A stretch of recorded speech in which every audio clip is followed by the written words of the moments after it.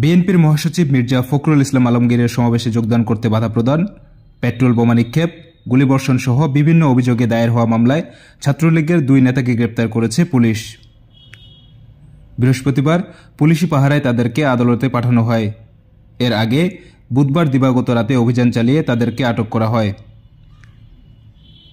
আসামিরা হলেন দিনাজপুর শহর ছাত্রলীগের সাংগঠনিক সম্পাদক ও রাজবাটি সবজিবাগান এলাকার হবিবুর রহমানের ছেলে জুবায়েত আল মামুন জিহাদ এবং ছাত্রলীগ নেতা একই এলাকার মৃত আব্দুল মজিদের ছেলে সাগর আলী।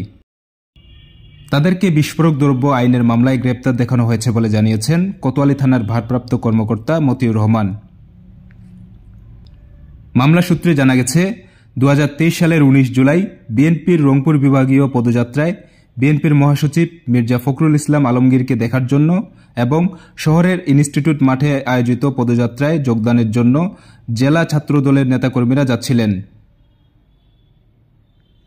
পথিমধ্যে দিনাজপুর হাজী মোহাম্মদ দানেশ বিজ্ঞান ও প্রযুক্তি বিশ্ববিদ্যালয়ের সামনে দিয়ে হেঁটে যাওয়ার সময় আসামিরা পূর্ব পরিকল্পিতভাবে পিস্তল, রামদা, হাসুয়া, লাঠিসোঁটা, ইটপাটকেল, কাঠের বাটাম, লোহার রড, পেট্রোল বোমা, ককটেল সহ বিএনপি ও বিএনপির অঙ্গ সহযোগী সংগঠনের নেতাকর্মীদের উপর অতর্কিত হামলা চালায়।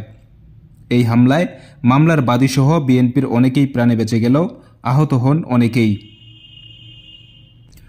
এ ঘটনায় 2025 সালের 21 জানুয়ারি দিনাজপুর শহরের বালুবাড়ি এলাকার মৃত আবুল কালাম আজাদের ছেলে মোস্তফা কামাল রিঙ্কু বাদী হয়ে এই মামলাটি দায়ের করেন।